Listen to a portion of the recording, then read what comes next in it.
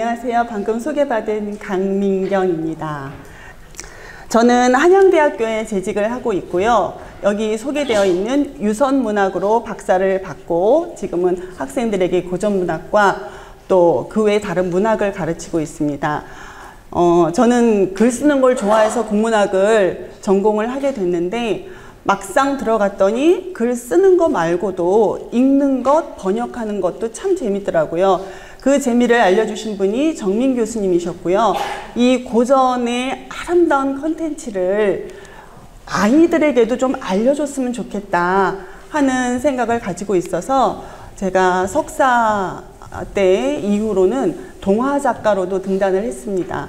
그래서 혹시 자녀분들이나 자녀의 자녀분들이 초등학교에 다니고 있으면 아마 교과서에서 제 글을 볼 수가 있을 거예요. 3학년 1학기에 아드님 진지 드세요라는 동화를 썼고요. 또 6학년 2학기 교과서에는 열하일기가 실려 있습니다.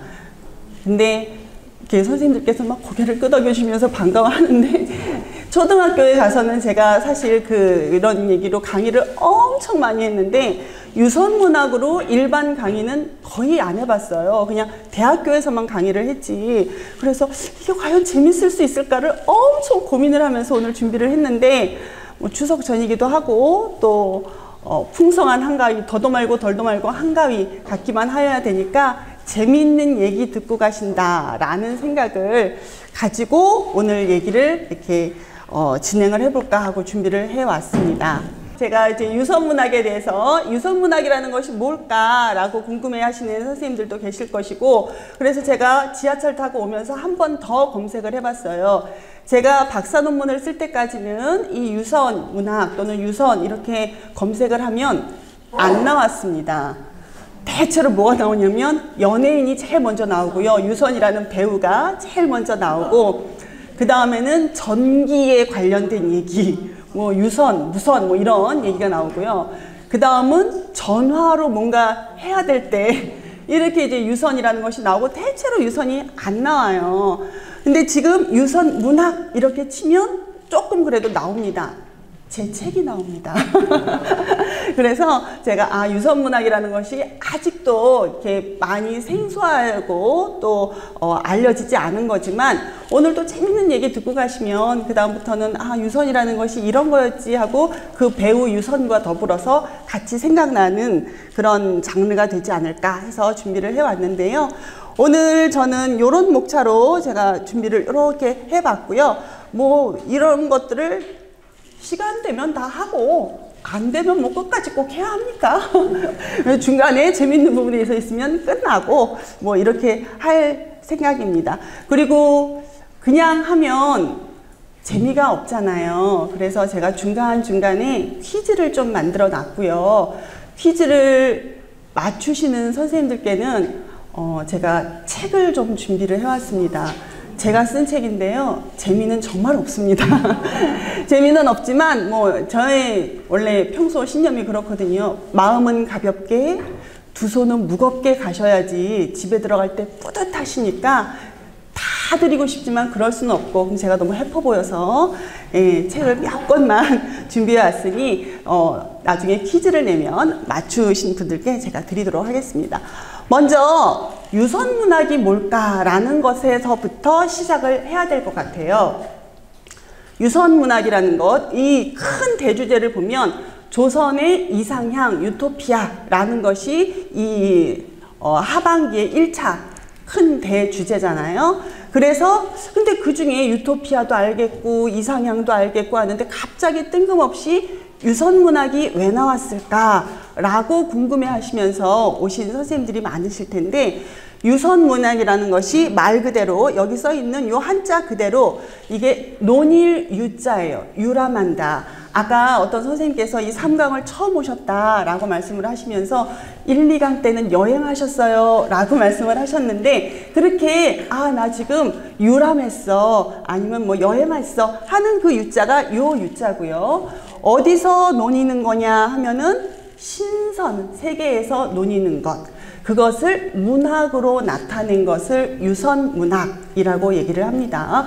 보통 시로 되어 있는 것들이 많아요. 물론 산문도 좀 있긴 하지만 대체로 시가 많아서 유선문학이다 라고 얘기를 하면 시가 거의 뭐 80%고 20%가 그 외에 산문, 사, 부 뭐 이렇게 이루어진 산문입니다. 유선문학은 어떤 것들을 갖다 유선문학이라고 얘기를 하냐면 요런 거를 갖다가 유선문학이라 해요. 유선문학의 내용을 보면 내가 신선이 됐어 라고 생각하는 거예요. 아, 내가 신선이지 뭐 라고 생각하는 이런 첫 번째 주제가 많은 편이고요. 두 번째는 아, 신선들이 저기서 놀고 있네, 내가 그걸 바라보네 하는 것이 두 번째 내용입니다. 세 번째는 나 이만큼이나 신선수를 알고 있고 신선전설 알고 있지롱, 나 이런 책 읽었지롱, 뭐 요즘으로 치면 독후감 쓰듯이 나 이 책 읽고 신선에 대한 얘기 기록하고 또 요 책 읽고 신선에 대한 얘기 기록하고 서평 뭐 요 정도로 생각을 하시면 될 것 같아요. 그런 것들이 있고요. 그 다음에는 마지막으로 연단 복약이라고 이렇게 약을 만들고 그걸 먹으면 나도 신선이 될 수 있을까? 신선처럼 오래 살 수 있을까? 그랬으면 참 좋겠다. 이렇게 만들면 될까? 저렇게 만들면 될까? 또 운동하는 것들도 있어요. 호흡을 이렇게 하면 신선이 된다 하던데 또 운동을 이렇게 해갖고 기체조 이런 걸 하면 신선이 된다고 하던데 또는 방에서 내가 이렇게 수련을 닦으면 신선이 된다고 하던데 하는 등등의 내용을 담고 있는 것들이 이 유선문학이다 라고 얘기를 합니다. 유선문학이 어디서 시작을 했나 라고 얘기를 하면 많은 분들이 아, 이걸까 저걸까 요걸까 이렇게 생각을 하는데 대체로 여기에서 시초를 잡습니다. 이게 처음이겠거니 라고 얘기를 해요. 누가 얘기를 한 거냐면 구런이라고 아주 유명한 시인이죠. 문학가인데 그리고 또 정치를 했던 사람이기도 해요. 그 사람이 쓴 책 초나라의 이야기, 초나라 노래라는 제목의 초사에 보면 작품의 이름 하나가 원유입니다. 멀리 놀아다니는 그런 거예요. 해외여행 갔나 봐요. 근데 여기서는 해외여행이 아니라 신선세계에 올라가서 나 이렇게 저렇게 논일어 봤어, 내지는 논일고 싶어 라는 얘기를 하고 있는 겁니다. 그래서 이 유선문학의 처음 시초를 구런의 초사에 실려있는 원유라는 작품에서 시작했거니 라고 보는 학자들이 많이 있고요. 그 다음에 황절이라는 사람이 쓴 조자건 시의 주에 보면 그것이 조금 더 이제 넓어지고 그 다음에 곽박이라는 사람이 아예 대놓고 썼습니다. 유선시라는 걸 쓰면서 아주 본격적으로 유선문학이 시작이 되었다. 유선시가 시작이 되었다라고 얘기를 합니다. 구런이 왜 이렇게 유선시, 유선문학 또는 그것에서 시초가 된다고 할 수 있는 원유라는 작품을 썼을까라고 얘기하냐면 왕일이라는 사람이 그렇게 얘기했어요. 구런이 정직한 행동을 했지만 세상에 받아들여지지 못했고 위로는 헐뜯기고 아래로는 핍박당해서 이거 누구한테 좀 얘기를 해야 되는데 얘기할 데도 없고 속상해. 그럼 우리는 어떻게 해요? 일기를 쓰죠. 나쁜 놈 새끼 뭐 이래가면서 일기를 쓰잖아요. 똑같은 거예요. 어디다 얘기하면 내가 더 혼날 것 같아. 더 억울해. 그러니 뭐 쓸 데는 없고 이러다가 일기처럼 이렇게 시를 쓴 것이 원유라는 얘기입니다. 그래서 구런으로부터 시작되었다라고 얘기를 해요. 구런이 무슨 억울한 일을 당했길래 이렇게 위로는 이렇고 아래로는 이렇고 라는 생각을 할까? 사실 그게 중요하잖아요. 구런이 시작한 게 뭐가 중요합니까? 나중에 가면 구런인지 아니면 생불인지 이제 막 헷갈려요. 근데 억울해서 유선문학이 시작됐다. 요 얘기만 기억을 하시면 됩니다. 구런이라는 사람은 이렇게 생겼다라고 초상화가 나오는데 제가 여러분들한테 드리지는 않고 따로 만들어 온 것에 사실 이름은 안 밝혀져 있어요. 누군지는 모르는데 이 사람 같아, 거의 확실시해 라고 알려져 있는 사람이 근상이라는 사람이에요. 다른 기록에는 상관대부라는 직책명만 나와 있습니다. 구런이 일을 잘했어요. 임금님한테 등용돼가지고 일을 잘하고 황제로서 법안도 잘 만들고 쭉쭉빵빵 잘 나가.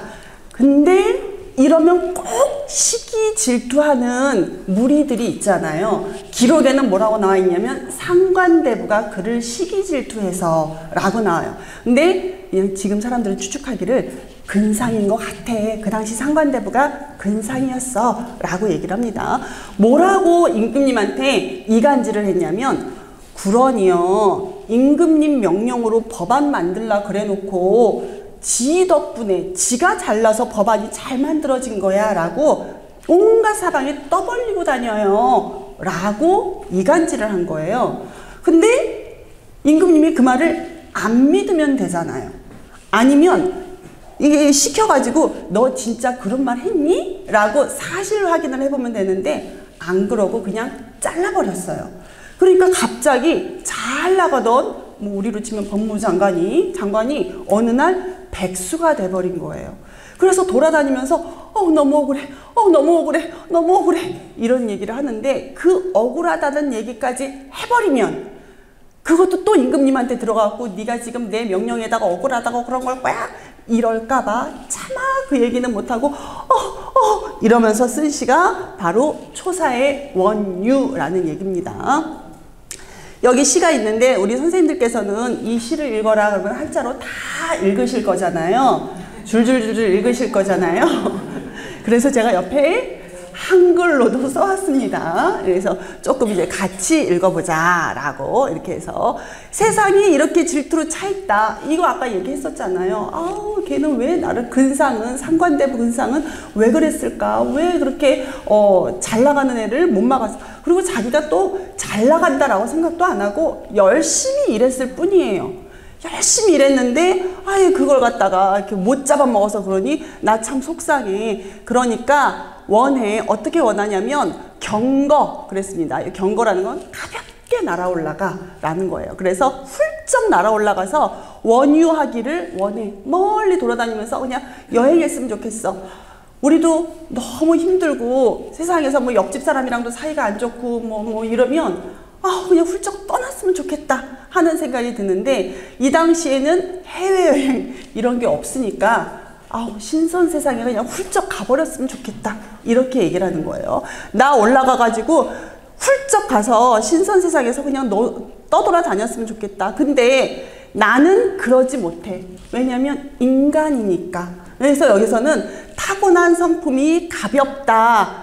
비부라고 얘기를 했지만 사실 이거는 타고난 성품이 인간이라서 어쩔 수 없어서, 무인 어쩔 수 없어서 나 어디에 의탁해서 하늘에 올라갈 수도 없다. 나 어쩔 수 없어. 그냥 여기서 꼭 참을 수밖에 없어 라는 얘기를 하고 있는 거예요. 여기서부터 초사가 시작되었다. 원유가 시작됐고 그 다음에 유선시가 시작되었다 라고 얘기를 합니다. 그래서 옛날 사람들처럼 나 신선돼서 올라가는 거 그런 거 참 하고 싶은데 나는 그거 너무 못해. 그들은 신선돼서 떠나가서 보이지 않으니 너무 부럽다. 그리고 그들의 이름은 남아있어. 너무 부러워. 라는 거는 쭉 읽어보시면 알아요. 여기가 어색하시면 한자로 읽어보시면 더 와닿으실 거예요. 그렇게 읽어보시면 되는데 여기서부터는 제가 조금 설명을 해드려야 될 것 같아서 빨리 왔습니다. 그러면서 초사에서 구런이 또 뭐라 그랬냐면, 부열이 별이 된 일이 참 신기해. 여기서 기자 이렇게 나왔죠. 신기하고, 한중이 신선이 된 일 부러워. 나 그거 선자 부러워해 라고 나왔습니다. 이런 것들은 고사가 있으니까 그 얘기를 해드릴 거예요. 나도 멀리 떠나가서 속인들 떠나가가지고 그렇게 살고 싶어 라는 얘기를 했어요. 부열이라는 사람은 누구고 한중이라는 사람은 누구냐라는 것을 찾아보자면, 부열은 이렇게 생겼는데요. 이것도 제가 나눠드린 페이퍼에는 안 드렸어요. 적는 맛이 있어야죠. 또 적는 맛이 있어야지 졸음도 안 올 수 있을 것 같아서 제가 또 이렇게 이 자리는 비워놨습니다. 이거는 은나라라고도 얘기해주고 또 상나라라고도 얘기하는, 그래서 이제 은상이라고 우리가 보통 지금은 그렇게 부릅니다. 은상이라는 곳에 무정이라는 임금님이 있었어요. 제가 여기다가 왜 이렇게 스마일 표시를 해놨냐면, 아까는 여기다가 이렇게 그 화살표 대립되는 표시를 해놨고 여기다가는 스마일을 해놨어요. 다 의미가 있어요. 이 무정이라는 임금이 얘를 좋아했어요. 이상한 거 생각하지 마세요. 순수한 의미로 신하로서 좋아했다 라는 뜻이에요. 그래서 제가 여기다가 스마일 표시를 이렇게 해놨습니다. 이 사람 이름이 부열인데요, 사실 이름은 열만 밝혀져 있어요. 열이라는 사람이고, 무정이 어느 날 꿈에서 깨더니 그래요. 내가 나라를 참 잘 다스려야 되는데 어디 가서 귀인을 데리고 와야 될지 모르겠다. 근데 꿈에 이렇게 생긴 사람이, 그 사람이 나를 도와준대. 성인이래. 그 사람 좀 찾아봐. 그래서 신하들이 막 찾으러 다녀요. 이렇게 생긴, 요즘으로 얘기하면 몽타주만 준 거예요. 그거를 말로 주고, 이렇게 생긴 사람이 나라를 잘 다스릴 수 있대. 내 신하가 될 수 있대. 성인이라고 하니까 찾아봐. 그래서 신하들이 다 찾았는데 여기도 없어, 저기도 없어, 저기도 없어, 저기도 없어. 근데 어느 지방에 있대. 그 지방 이름이 부험이라는 곳이에요. 부험이라는 곳에, 근데 이 사람은 임금님을 도와서, 무정 임금님을 도와서 성인이 될 것 같지 않은데요? 신하가 될 것 같지 않은데요? 왜요? 뭐 하시는 분인데요? 아니 그냥 공사장에 흙 나르는 사람인데요? 라고 얘기를 했어요. 그러자 일단 데리고 와봐. 그래서 데리고 왔는데 이 열이 정말 무정이 꿈에 봤던 사람과 똑같이 생긴 거예요. 그래서 물어봤어요. 너 내가 나라를 잘 다스리고 싶은데 어떻게 하면 될까? 그랬더니 이렇게 하시고요, 이렇게 하시고요, 이렇게 하시고요, 줄줄줄줄 얘기하는데 다 맞는 말이야. 나 너 너무 좋다. 너와 함께 나라를 잘 다스려야 되겠다. 내 신하 해. 그리고 내가 너한테 성도 붙여줄게. 네가 어디 썼다고? 부험. 그래, 부열로 하자 해서 부열이 된 거예요. 정말 나라를 잘 다스리다가 나중에 성인이 돼서 별이 됐어요. 그래서 이 사람의 된 별이 전갈자리의 3등성, 전갈자리라고 얘기를 합니다. 그래서 지금 뭐라고 얘기를 했냐면, 부열이 별이 된 일을 신기하게 여기며 라고 얘기했죠. 부열이라는 사람이 정말 꿈속에서 무정이 봐가지고 데리고 와서 나라를 다스리고 나중에는 별까지 됐네. 너무 부러워. 이렇게 생각을 했습니다. 그 다음에 한중이라는 사람도 나오네요. 한중은 신선이 됐대요. 한중이 신선이 된 일을 부러워하도다 이랬는데, 한중은 한종이라고도 얘기를 해요. 이 사람의 사진은 구할 수가 없어요. 이 사람은 어느 시대 사람이냐면 진시황 시대 사람입니다. 진시황은 너무 잘하시죠? 뭐로 유명하신 분이에요? 뭐 업적도 많아요. 근데 업적 많은 거 다 까먹고 그거 딱 원하는 거, 불사약, 불로장생을 위해서 불사약 좀 구해봐, 불사약 좀 구해봐 했던 사람이 바로 진시황이잖아요. 그리고 죽으면서도 나는 죽는 거 싫어해서 그 무덤에다가 온갖 것들 다 해놓고, 그래서 분서갱유 이런 것들도 했었는데 책 다 불태워버려. 그리고 유학자들을 전부 묻어버려. 이런 것도 했었는데, 여기서 분서갱유 할 때 유자가 유학자가 아니라 도사들이다, 방사들이다 라는 썰이 참 많습니다. 왜냐하면 이 진시황이 불사약 구해와, 불사약 구해와 이랬더니, 구할 수 있는 사람 그랬더니 잘 없어. 불사약이 어딨어. 못 구하지. 그랬는데 이 방사들이 제가 구해볼게요 했던 방사들이 4명입니다. 근데 이 중에 몇 명은 사기꾼이고요. 제가 해볼게요. 어딨어. 못 구하지. 그리고 한 명은 진짜 구했다라고 믿거나 말거나 전해져요. 그 중에 우리한테 굉장히 익숙하게 보이는 이름이 하나 있어요. 1번, 2번, 3번, 4번 중에 1번, 2번, 3번, 4번 중에 우리에게 되게 익숙해 보이는 그런 이름이, 일단 제가 한문을 읽어 드릴게요. 다 읽으시겠지만 그래도 혹시나, 첫 번째는 서복 또는 서불이라고도 얘기를 되는 사람이고요. 두 번째는 노생, 세 번째는 후생, 마지막은 한중 한종입니다. 우리나라와 연관이 있는 사람은 이 중에 1번, 2번, 3번, 4번 중에 몇 번일까요? 1번. 어머, 이렇게 손들지 않고 다 같이 답변을 하시면 책을 드릴 수가 없잖아요. 다음부터는 손 들고 저요 하면 제가 이렇게 딱 지목하면 해주시면 돼요. 네, 맞아요. 1번이에요. 다 아시네요. 이 서복 또는 서불이라고 돼 있는 사람이 불사약 찾으러 애기들 많이 태우고 어디를 지나갔대요? 제주도를 지나갔죠. 제주도 정방폭포를 지나가서 거기 이렇게 가보면 서복이 이곳을 지나갔다라고 해가지고 뭐 여러 개 이렇게 막 그림도 그려놓고 그다음에 뭐 비석에 이름도 써있고 막 그러는데 지나갔는지 안 지나갔는지는 모르겠으나 뭐 어쨌거나 그렇게 얘기가 돼 있고 일본에 가서 뭐 왕이 됐다 뭐 이런 얘기도 있어요. 어쨌거나 불사약을 구해서 안 왔어요. 오질 못했어요. 그리고 지는 딴 데 가서 뭐 이렇게 지냈고 그래서 너무 괘씸해. 그 다음에 얘네들이 또 할 수 있대. 노생이랑 후생이 그래 그럼 불사약 구해봐. 근데요 불사약 구하려면 되게 돈이 많이 필요해요. 필요 경비가 있잖아요. 폐하께서 그걸 좀 주셔야 되겠는데요. 아이고 그걸 못 주겠어? 얼마든지 가져가. 내가 영생불사 할 수 있다면 이라고 줬는데 먹튀해버렸습니다. 그래서 결국은 얘네들은 흔적도 아이고 어디까지 사라진 거야? 흔적도 없이 사라졌어요. 어머 어디까지 갔어요? 흔적도 없이 사라져가지고 너무너무 화가 난 거예요. 그래서 이런 도사들 다 잡아가지고 다 묻어버려. 그래서 뭐 460명을 죽였네, 뭐 몇천 명을 죽였네 이런 얘기가 나오는 거예요. 그 중에 한중 또는 마칠 종자를 써서 종이라고도 해요. 한종은 기록에 의하면 진짜 불사약을 구했대요. 그래가지고 이거를 구하셨는데 진짜 드시면 되겠네 이래하고 바쳤는데 진시황이 안 믿었다. 그러면 다른 왕께 바쳐야 되겠다. 다른 왕께 바쳤는데 그 왕도 안 믿었다. 어쩌겠어요? 내가 먹어야지. 드렸는데 안 받는 걸 어떻게 자기가 먹고 신선이 되었다라고 얘기를 합니다. 제일 좋아요. 그래서 여기 뭐라고 나오냐면 한중이 신선이 된 일 부러워한다 라고 부러지 쓴 거예요. 야 얘는 이렇게 해서 불사약 구해가지고 지금 신선이 됐는데 라는 거. 구런이 이 신선을 좋아했던 이유는 사실 오래 살고 이런 것 때문이 아니었었어요.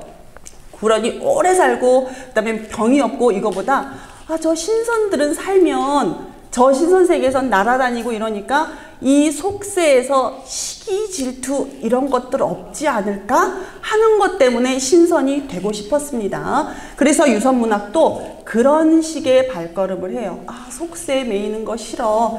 오래 사는 것보다는. 근데 뒤쪽으로 갈수록 이제 오래 사는 거에 관점을 갖게 되죠. 여기서도 보면 전 세계 동서고금을 막론하고 시기 질투는 있구나 라는 거를 알게 돼요. 그래서 독일에서도 그런 말이 있어요. 샤덴프로이데 들어보셨나요? 샤덴프로이데 라고 하면 다른 사람이 안 될 때 내가 기쁨을 느낀다 라는 용어예요. 전문 용어예요. 말도 안 돼요 하는데 의학적으로 검증이 됐대요. 다른 사람이 뭔가 실족하고 잘 안 될 때 쾌감 호르몬이 나오더랍니다. 그래서 그런 용어를 샤덴프로이데라고 하는데 그거는 독일이나 그렇죠. 우리나라처럼 고아하고 고상하고 우아한 사람들이 모인 곳은 그런 용어가 없어요. 없는 줄 알았는데 우리에게도 전문 용어가 있더라고요. 사촌이 땅을 사면 배가 아프다. 그거보다 더 전문 용어 간단하게 쌤통. 너무 이게 그냥 뭔가 참 고소하다. 누가 안 됐을 때 그렇지 뭐 이런 것들. 이것도 구런도 그런 마음으로 이렇게 원유라는 얘기를 썼습니다. 이것이 우리나라에 들어오기 시작합니다. 들어오면서는 어떤 마음으로 이 유선문학을 쓰기 시작하냐면 현실이 아까 얘기했듯이 마음에 안 들어. 자꾸 자꾸 속세에서 나를 갖다가 갉아매려고 그러고 시기하고 질투하고 별로 안 좋아하고 이런 것들 때문에 내가 차라리 신선이었으면 좋겠다. 또는 반대로 그런 경우도 있어요. 내가 신선인데 여기 내려와가지고 지금 잠깐 고생하는 거야. 니들 그래 봤자야. 나 올라가면 어차피 또 신선으로 살 거다? 뭐 요런 마음을 가지면 조금 위로되지 않아요? 우리 집에 금송아지 있어. 뭐 이런 것들. 그런 마음이고요. 그 다음에 개인 상황의 불만. 이건 아까 얘기했던 불언과 비슷한 얘기고요. 그러니 내가 갖고 있는 능력과 야심을 현실에서는 못 펼쳤어. 근데 나는 선계 공간에서는 마음껏 펼칠 수 있어. 그리고 신선들도 그거 알아주더라. 나보고 되게 기특하다 그러고 잘했다 그러고 그러더라. 이러면 조금 위안이 돼요. 우리 선생님들께서도 이렇게 뭔가 이렇게 예를 들자면 뭐 그럽시다. 제가 몸으로 하는 건 참 못해요. 예를 들자면 춤이라든가 노래라든가 운동이라든가 이런 거는 되게 못하는데 잘하고 싶어요. 그래서 막 블랙핑크의 제니가 되고 싶은 거야. 아이돌이 막 되고 싶은 거야. 그래서 열심히 연습을 해갖고 오디션에 가서 이렇게 했는데 번번이 떨어져. 못하니까. 그러면 저는 속상해서 집에 와갖고 일기장에 아마 그렇게 쓸 거예요. 내가 저쪽 세상에 가면 훨씬 더 잘할 거다. 이 한국이라 안 알아주는 거지. 내가 미국 가봐라, 독일 가봐라. 내가 거기서는 아이돌로 데뷔할 수 있다. 이런 마음을 가지면 조금 위안이 돼요. 언젠가 내가 미국에 가기만 하면, 못 가서 그렇지 가기만 하면 이렇게 나중에 이 생각을 자꾸 하다 보면 실제 제가 아이돌이 된 것 같아요. 약간의 리플리 증후군도 있는 것 같습니다. 이들에게는. 그래서 유선문학의 모티브가 이렇게 시작이 되면서 우리나라에 유선문학이 들어오기 시작해요. 고려시대에 들어오고요. 고려 중기에서는 이런 식으로 조금씩 이렇게 되다가 나중에 고려 후기에 가면은 유선문학이라는 것을 본격적으로 얘기를 하다가 본격적으로 얘기해도 조금씩 얘기하다가 조선 중기에 가면 완전히 꽃을 피우게 됩니다. 자, 고려시대에는 어떤 얘기를 했었냐면 얘네들이 본격적으로 신선, 선계 이런 건 아니고 너무 좋은 풍경 보면 와 여기 완전 선계 같다 이렇게 생각하는 거예요. 와 이게 선계지 뭐 따로 있어? 우리도 그렇잖아요. 이게 천국이지 뭐 따로 있어? 저는 언제 천국이냐면 제가 수업이 화, 수, 금 이렇게 있어요. 그러니까 목요일은 수업이 비는데 수요일 저녁에 야식을 시켜놓고 나는 솔로 볼 때 이게 천국이지 뭐 그런 생각이 들거든요. 이것도 그런 거예요. 좋은 경치에 가가지고 이걸 보면서 여기가 선계지 뭐 라고 얘기하는 그런 얘기들이 있는데 그런 시들이 있습니다. 그래서 그들이 이름 붙인 곳이 우리나라 곳곳에 있어요. 선자가 붙으면 그들이 그렇게 이름 붙인 곳이구나 라고 생각하시면 돼요. 이 근처에도 하나 있죠. 신선들이 놀던 곳 선유도가 그런 곳이에요. 그래서 선유도는 저는 당연히 마포 쪽에 있는 그 한강 그거를 생각했더니 선유도 한번 놀러 오세요 이러는데 청주분이 저한테 그러시더라고요. 청주에도 선유도가 있다.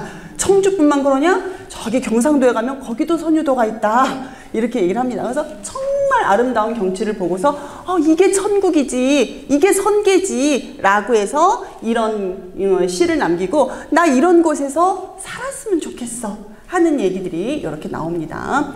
두 번째는 죽고칠현이라고 얘기를 하는데 또는 중림칠현이라고 해요. 중림칠현이라고도 얘기를 해요. 중림칠현이라는 것은 그 중국에서 현실의 불만을 가진 그런 도교적인 것을 믿는 그런 선비들이 숨어 살면서 우리는 이런 대나무 숲에 살면서 그냥 신선사상이나 읊조리고 그렇게 살 거야. 나 정치도 너무 싫어. 그리고 여기서 출세하려고 내가 아등바등하는 거 너무 싫어. 그렇게 뜻이 맞는 사람이 7명이었었어요. 그래서 그들끼리 이렇게 살면서 시도 짓고 그래서 나중에 이름이 엄청 났습니다. 그랬더니 고려 시대에도 그거 본받아서 우리도 그렇게 하자라고 얘기되는 사람들이 이렇게 7명이 있었어요. 오세제, 임춘, 조통. 근데 죽고 7년이라고도 하고 우리는 대나무에 묻혀 사는 오래된 7명의 현자들이다, 현인들이다 이라고 스스로를 이름 붙여서 이렇게 7명을 얘기를 합니다. 7년, 걔네들도 7명이었으니까 우리도 7명이어야 되죠. 맞춰야 되잖아요. 우리로 치면 지금 칠공주파에 해당하는 거예요. 그래서 이렇게 만들어 놨습니다. 근데 이 중에서 이렇게 숨어 살면, 근데 완벽하게 숨어 살지는 않았어요, 사실. 이렇게 할 거 하면서 그들을 본따 가지고 이렇게도 이름 나고 뭐 이러고 싶었던 거죠. 그러면서 신선세계에서 이렇게 논의는 시 이렇게 썼어요. 근데 나이가 다 같지 않다 보니까, 그리고 하늘에서 받은 명이 같지 않다 보니까 이 중에 오세제가 먼저 하늘로 올라갔습니다. 하늘로 올라갔어요. 그러면 6명이 되잖아요. 말이 안 되잖아요. 어떻게든 7공주는 맞춰야 되잖아요. 그래서 7공주 중에 요즘에 제일 잘 나가는 사람을 갖다가 이렇게 딱 넣으면 딱 좋겠어. 그래가지고 이담지가 한 명을 섭외하러 가요. 얘 한 명 넣어가지고 7명 만들어야 되는데 우리 이름에 좀 걸맞는 잘 나가는 사람이어야 되고 시도 잘 짓고 글도 잘 써야 되고 그 다음에 우리가 꼈을 때 조금 더 위상이 높아져야 되고 하는 사람으로 이렇게 딱 뽑아봤더니 누가 있을까요? 이거는 진짜 퀴즈로 해야지. 어려울 거예요. 고려시대에 여러분들이 다 아시는 누가 있을까요? 아시는 분 선물 드릴게요. 힌트! 이시제예요. 저기 빨간 선생님이 제일 먼저 드려요. 이인로 여기 있잖아요. 원래 있잖아요. 여기 선생님. 예. 이규보 할까요? 이규보한테 섭외를 했습니다. 선생님 나중에 책 드릴게요. 예. 박수 쳐드려야 돼요, 이럴 때. 축하드립니다. 이규보한테 섭외를 했어요. 여기 이인론 있었는데 안타깝다. 그래서 이담지가 섭외를 했는데 이규보가 거절했습니다. 웃기고 있네 진짜 이러면서 야 니들끼리노라 웬일이니 이러면서 거절해가지고 이규보는 안 들어갔다 라고 얘기해요. 이규보는 동국이상국지 뭐 이런 것들 많이 쓴 사람이죠. 그 다음에 고려 후기로 오면 이색이라는 사람이 유선의 얘기를 갖다가 조금씩 하기 시작해요. 그리고 이들의 그림은 이런 식으로도 이렇게 남아 있습니다. 이색이 이제 유선 시, 유선 문화 이런 것들을 하게 되고요. 그래서 본격적으로 되는 거는 김시습의 능허사라는 것은 밟는다라는 얘기예요. 허는 허공이겠네요. 즉 하늘을 밟는 노래라는 소리고 하늘을 밟으면 보다마나 신선이 된 거겠죠. 날아다닌다는 얘기겠죠. 그래서 신선들에 관한 또는 내가 신선이 된 이런 얘기를 하고 있는 것이 능허사입니다. 김시습만 능허사를 쓴 건 아니고 능허사라는 제목으로 이렇게 여러 내용들의 시가 여러 작가들이 시를 썼는데 보통 능허사 나오면 보나마나 신선에 관한 얘기겠구나 라고 생각을 하시면 돼요. 이거를 갖다가 5수를 썼고요. 가장 꽃 피웠던 시기가 16, 17세기에 이게 가장 꽃이 피었습니다. 요때가 임진왜란을 전후로 해가지고서 나라가 좀 이렇게 어수선하고 막 이랬던 시기잖아요. 요 시기에 와가지고 나라도 피폐한데 좋은 노래나 했으면 좋겠다. 뭐 이래가지고서 당시가 유행하던 시기였는데 요 시기에 유선 문학을 쓴 작가가 엄청나게 많아요. 여기다가는 별표를 마구마구 엄청나게 많아요. 이 시기에 엄청나게 많다는 것은 이후로 가면 그쵸 점점 줄어든다는 얘기겠죠. 제가 이 시기에 엄청 많다고 얘기하고 지금도 많으면 21세기에 엄청 많아요 이래야 되는데 그러지 않고 16, 17세기에 많다라고 얘기를 했으니 18세기로 가면서부터는 점점 쇠퇴하겠구나 라고 생각을 하시면 됩니다.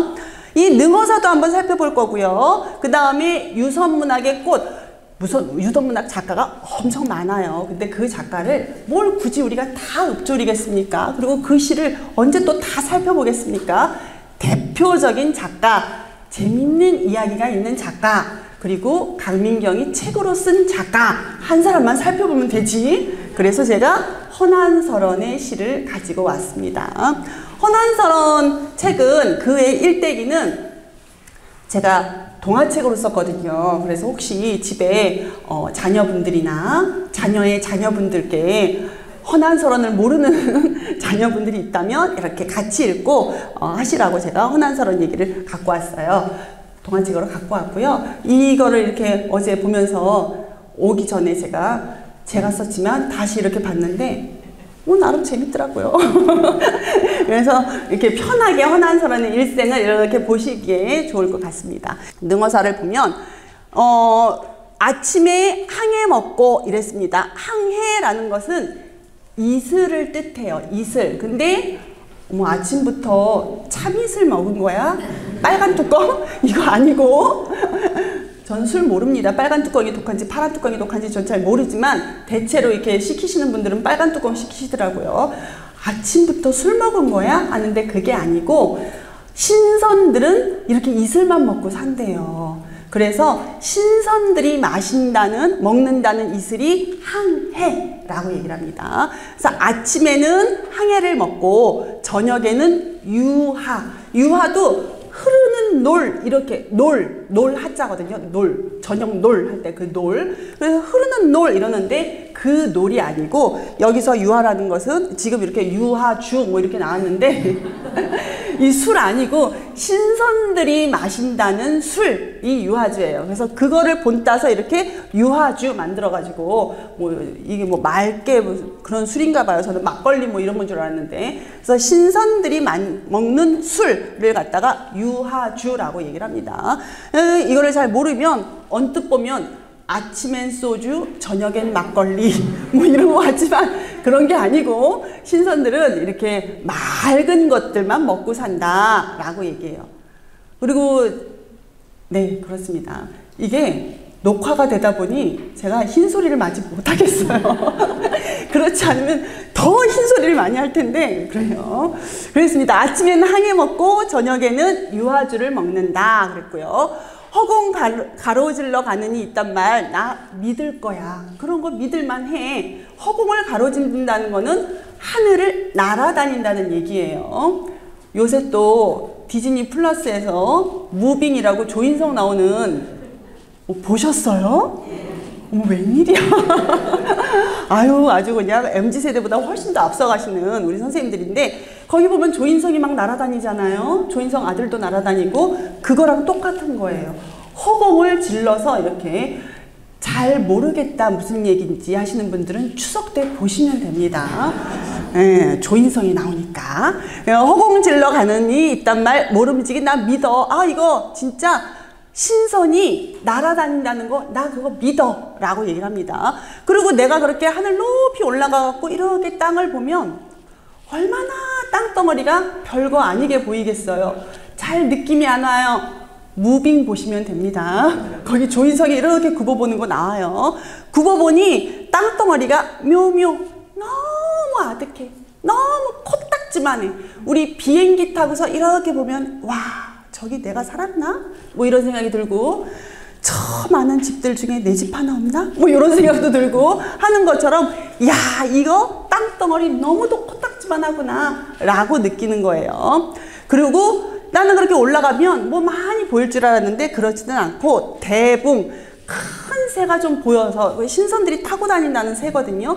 그런 거 좀 보이나 하고 봤는데 그런 거는 잘 안 보이고 하루살이만 바글바글 하더라 라는 얘기. 여기서 하루살이라는 것은 진짜 하루살이가 아니라 하루살이 같은 사람들 인생 그런 것들을 얘기를 하는 거야. 걔네들만 그냥 바글바글 하더라. 이렇게 밑에를 굽어보니까 아유 저런 것처럼 나도 저렇게 바글바글 살았었구나. 저런 거 훅 떨어봐야지. 우리 인생이 그렇잖아요. 이렇게 뒤에서 생각해보면 아휴 중간고사 그 과목 하나 망쳤다고 뭔 세상이 그렇게 무너질 것처럼 내가 그때 왜 그랬을까. 저한테 하는 말이에요. 그런 것처럼 이렇게 위에 올라가서 쭉 봤더니 아유 저런 거 별거 아닌데 라는 생각이 들더라 라는 겁니다. 이건 이제 유아주였었고요. 이게 대분이라는 거예요. 그래서 큰 새인데 독수리 따위는 뭐 비교도 할 수 없는 그런 큰 새예요. 위에서 이렇게 굽어보면 정말 땅덩어리가 이렇게 코딱지만하게 보이고, 여기 있는 인간들은 얼마나 더 하루살이처럼, 하루살이보다도 더 못할 수 있죠 사실. 보이지도 않고 이럴 테니까 이런 얘기를 하고 있습니다. 자, 허난설원 얘기를 할 수밖에 없을 것 같아요. 허난설원은 개인적인 유선시 작자로서는 최다 작가예요. 가장 유선시를 많이 남겼어요. 뭐 여기도 나오지만 그 다음에 보이는, 아이고 요거는 좀 이따 보여드려야 되는데 87수, 얘가 일단 압도적으로 숫자에서 이겨버리는 바람에 유선사 87수잖아요. 그러니까 87수가 있고 그 외에도 다른 연작시들이 있다 보니 유선시의 개인적인 작가로서는 압도적으로 많아요. 그래서 제가 쓴 책이라서 허난설원을 하는 것이 아니라 가장 많은 작품을 남겼기 때문에 이 허난설원 얘기를 해야 될 것 같습니다.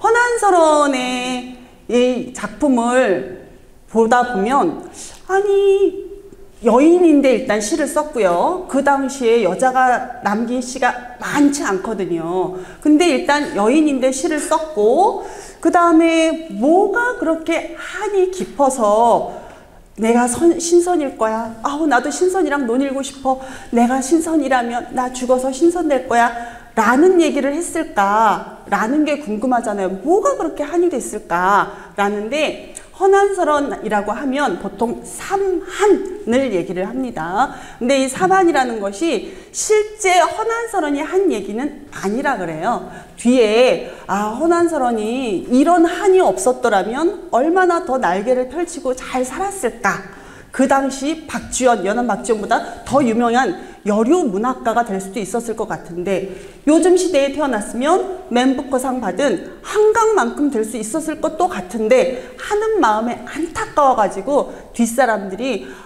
이 허난설원은 세 가지 한이 있어 라고 얘기를 한 건데, 그거를 갖다 이제 허난설원이 그렇게 세 가지 한이 있어 라고 얘기를 하다 보니 허난설원이 한 얘기처럼 돼버리는 거예요. 그러다 보니 욕하려고 들면, 아니 허난설원은 주어진 환경에 만족하면서 살아야지 어떻게 그렇게 했대? 뭐 이래가지고 얘기를 꽁시랑꽁시랑 했습니다. 삼한이 뭐였냐면요, 첫 번째, 조선에 태어난 한. 내가 중국에 태어났으면 조금 더 뜻을 펼칠 수 있었을 텐데. 두 번째, 여자로 태어난 한. 내가 남자였으면 이게 글 공부해가지고 과거급제도 하고 이랬을 것 같은데. 세 번째는 뭘까요? 대체로 다 그거죠. 이 인간 만난 한. 이 인간이 남편 김성립이에요. 김성립이라는 사람인데, 들리는 소문에 의하면 김성립이랑 결혼해라. 허난설원 집안도 대대로 괜찮은 남매지간이었거든요. 큰오빠 친구고 막 이래가지고 결혼해라 그랬었는데, 내 남편은 내가 봐야죠 이래가지고 무슨 소리야, 여자가 어딜 나다녀 했더니 아니에요, 내 남편은 내가 볼 거예요. 그런데도 뜯어 말리자 하인처럼 남장을 하고 그 집에 막 따라가가지고 들여다봤대요. 이 정도면 눈은 선하니까 이러고 이제 결혼을 했는데, 막상 봤더니 착하기만 하고 별로 그렇게 사람이 심지가 굳질 못하더래요. 그래서 막 친구들이 와가지고 막 그 이름 갖고 장난쳐도 말대꾸 한번 못하고, 불렀어? 근데 나 그렇게 좀 부르지 말지. 그냥 요런, 요즘으로 보면 약간 찌질한 뭐 이런 사람이었었는데, 허난설원이 아니 당신은 왜 거기다 말대꾸를 못해요? 당신도 그 사람 이름 가지고 장난스럽게 불러줘요 라고 뭐 말대꾸를 해주고, 그 다음에 또 김성립이 공부한다고 밖에 나가가지고 요즘으로 치면 스터디 카페 가서 공부하는 거예요. 집에서 했으면 좋겠는데 꼭 그 카페를 가야 공부가 된대. 돈 써가면서. 그래서 공부 하나 하고 보면 거기서 친구들이랑 수다 떨고 있고, 옆에 이제 뭐 기생도 좀 있는 것 같고 이러니까 이래가지고 내가 이 다음에 죽으면 김성립을 안 따라가고 중국의 저 유명한 시인 두목지를 따라갈 텐데 라고 생각을 해가지고 그런 얘기를 했다라는 오해가 있는데, 그거는 오해예요. 그래서 실제 그런 말을 감히 했겠어요. 그 당시에 그랬다고 합니다. 근데 어쨌거나 허난설원은 마음이 편하지가 않았어요. 내가 좀 시 좀 쓰고 싶은데 여자가 무슨 시를 써? 그리고 나 과거급제해갖고 내 뜻도 펼치고 싶은데, 그리고 이렇게 시를 썼으니 이 시집 모아서 시집 좀 내고 싶은데 여자가 무슨 시야? 라고 얘기가 되니 너무 답답한 거예요. 그러면 내가 남편 출세를 시켜야 되겠다. 남편도 공부를 안 해. 그러면 내가 애기라도 잘 키워야 되겠다. 그래서 애를 낳는데 아들, 딸 이렇게 둘을 낳아요. 근데 그 아들, 딸이 어린 나이에 다 죽고 말아요. 너무 속상한 거예요. 뭐 되는 일이 하나도 없어. 그때부터 시름시름 앓더니 27살에 죽고 말아요. 근데 헌한설원이 그런 시를 썼어요. 저기 꽃 27송이 떨어지는구나 라는 시가 있어서 자기가 죽을 나이를 미리 알았었을까? 라고 얘기를 하기도 합니다. 시대로 그대로 되는 거를 시참이라고 얘기를 하는데, 헌한설원의 그 시가 시참이라고 얘기를 해요. 정말 자기가 27살에 죽을 줄 알았었나 보다. 이렇게. 김성립은 어떻게 됐을까요? 아우, 당연히 재혼해야죠. 왜 혼자 살아? 당연히 재혼을 했고, 그 다음에 나중에는 과거에도 뭐 작은 벼슬이지만 급제를 해가지고 이렇게 살았는데, 제가 헌한설원의 그 묘를 한번 가봤어요. 생가는 어디 있는지 다 아시죠? 강릉에 있잖아요. 그 시마크 호텔 그 앞에 있는 거기 보면 이제 다 있어서 가보면은 막 이렇게 잘 해놨습니다. 혹시 강릉 가실 분들 있으면 한번 이렇게 쭉 둘러보고 오셔요. 아, 헌한설원이 이랬구나. 뭐 이런 것들이 볼 수 있는데, 묘는 경기도 광주에 있어요. 이 길이 맞아? 싶은 곳으로 찾아 들어가셔야 돼요. 이게 길이 맞아? 우리 이러다 어디 끌려가는 거 아니야? 싶은 곳으로 막 이렇게 가면 그 김성립 집안의 묘에 헌한설원의 무덤이 같이 있습니다. 근데 저는 볼 때마다, 근데 뒤에 훗날에 시비는 크게 만들어 놨어요. 이게 이제 헌한설원 묘인데, 이게 왜 제가 가슴이 아프냐면, 헌한설원의 묘가 이렇게 있고요. 이 옆에 조그마한 거 두 개가 애들 무덤이에요. 그래서 보면 너무 가슴이 아프더라고요. 그리고 요 앞에 묘비에 뭐가 있냐면, 헌한설원의 큰오빠, 당시 잘 나가던 벼슬 허봉이라는 사람이 여기다가 내 조카들아, 내 조카 희훈아 이러면서 쓰여있는 시가 이렇게 기록이 되어 있어요. 하나는 희훈이라는 남자아이였고, 그 이듬해에는 이름도 채 지어주지 못한 딸이 죽었어요. 얼마나 슬퍼요. 그래서 이것도 너무 슬픈데, 더 슬픈 건 뭐냐면, 여기가 아까 제가 헌한설원 무덤이 여기라고 그랬었고, 애기들 무덤이 여기 두 개 나란히 같이 있다고 그랬어요. 그리고 여기 헌한설원 시비는 후대에 크게 만들어졌어요. 한 명이 없잖아. 김성립이 없잖아요. 김성립 무덤이 어디 있는가를 제가 뱅뱅뱅뱅뱅뱅뱅뱅뱅뱅뱅 찾아 돌아다녔는데, 김성립은 이 윗단에 세 부인과 함께 묻혀 있어요. 아니, 그럴 수도 있죠. 세 부인도 오래 같이 사셨겠지. 뭐 그럴 수도 있지만, 그래도 그냥 좀 안쓰럽더라고요. 그래서 애기들이랑 같이 있으니까 그게 더 행복했을래나? 뭐 이런 생각도 들고 뭐 그랬습니다. 나중에는 자기 시가 시집으로 묶이지 못하고, 그리고 애들도 이렇게 안 되고, 애들도 다 먼저 떠나보냈고, 이 세상에 제일 슬픈 그 슬픔이, 참척의 슬픔이 자식을 먼저 보낸 슬픔이잖아요. 그러니 뭐 시름시름 앓다가 자기도 27살에 죽고 마는데, 그 전에는 막 시도 열심히 쓰면서 막 이렇게 하다가 죽기 전에는 자기 시를 다 불태워 버렸어요. 다 태워라. 나 안 남기고 싶다. 남겨봤자 뭐해? 내 애들도 없고, 그 다음에 우리나라에서 어차피 이거 묶이지도 않을 시. 근데 그거 다 태우고 났더니 동생이 막 와가지고 누나 왜 그랬어? 누나 왜 그랬어? 라고 얘기해요. 그 동생이 누굴까요? 허균이죠. 홍길동전 유명한 허균이 와가지고 아, 누나 왜 그랬어? 누나 왜 그랬어? 내가 그걸 시집으로 묶어줄 건데 라고 얘기를 합니다. 그리고 아까 다 태웠다 그랬는데 이 시는 어디서 난 거예요? 쉽고 유선사 87수라고 얘기하면서 우리나라에서 유선시를 제일 많이 쓴 작가라고 얘기했는데 그거 어떻게 알아요? 라고 하잖아요. 이 시들은 전부 허균의 기억력으로 재생된 시예요. 믿어야 될까요? 말아야 될까요? 이게 믿어야 되나? 말아야 되나? 막 싶어요.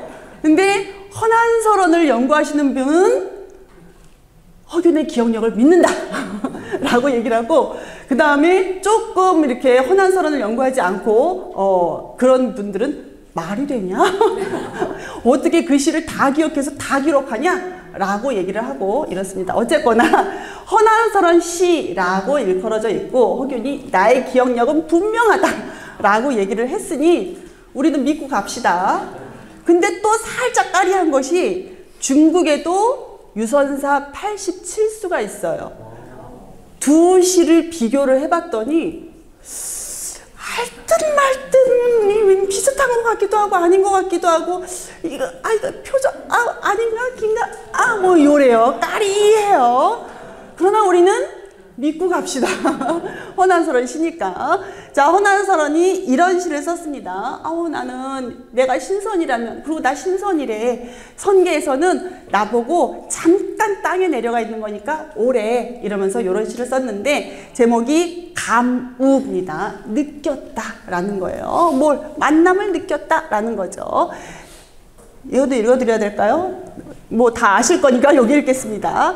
깊은 밤 꿈속에 복례산에 올라, 복례산, 방장산, 영주산이라고 얘기를 하면 보통 보면 신선들이 산다고 얘기하는 삼신산이라고 얘기를 하는데, 복례, 방장, 영주는 원래는 중국에 있었겠으나 우리나라에도 있고 또 지역마다 있고 이렇습니다. 근데 여기는 실제 그 복례산은 아니고 꿈속에 그 신선들이 산다는 곳에 내가 올라간 거예요. 그리고 나는 용도 타고 다녀. 맨발로 용을 타고 날아다녀. 내가 날아다닐 수도 있지만 조인성처럼 여기는 용 타고 날아다니는 걸로 되어 있습니다. 신선들의 항공 도구가 용도 나오고 새도 나오고 기린도 나오고 이래요. 그런 등등등등의 이미지가 나오는데 여기서는 용이라고 나왔고요. 그 다음에 색깔들은 보통 파란색이 많이 나와요. 신선들의 세상은. 그래서 여기도 파란색 옥지팡이를 짚고 있고 이랬고요. 선인들이 부영봉에서 나를 맞아주네요. 원래는 인간이 신선세계에 들어갔으니까 넌 누구냐? 오지 마라. 이런 식의 시험이 있어야 되는데 여기는 시험이 아니라 어서와. 우리가 너 기다렸어. 이러면서 좋아하더라는 거예요. 왜? 나도 신선이니까. 그런 위안이 있어야 살아갈 수 있는 거죠. 아래에 보이는 동해물이 그랬습니다. 그러니까 동해 바다예요. 헌안설원의 집은 동쪽, 강릉 쪽이었으니까 동해바다 이런 거를 얘기를 했고, 특히 깊은 곳이 그런 쪽이니까 동해물이 한 잔 술처럼 요만해 보여. 그 깊은, 그 큰 바다가 요만해 보이고 그곳이 이렇게 맑고 깨끗하구나 라고 얘기를 했습니다. 그리고 이렇게 그러면 이 시 자체를 보면 그다지 재밌지 않아요. 그냥 올라가가지고 신선처럼 논 잃었네 이런 얘기고, 다른 시들도, 유선시들도 대체로 그래요. 그래서 유선시는 보면 이게 헌안설원이 지은 건지, 허균이 지은 건지, 이춘영이 지은 건지, 김시습이 지은 건지 비슷해요. 이미지가 다 이러니까 나 신선이야, 나 놀았어, 신선들이 나 좋대, 대체로 이런 얘기고, 오늘은 요 신선, 내일은 저 신선, 이런 내용이기 때문에 비슷한 내용입니다.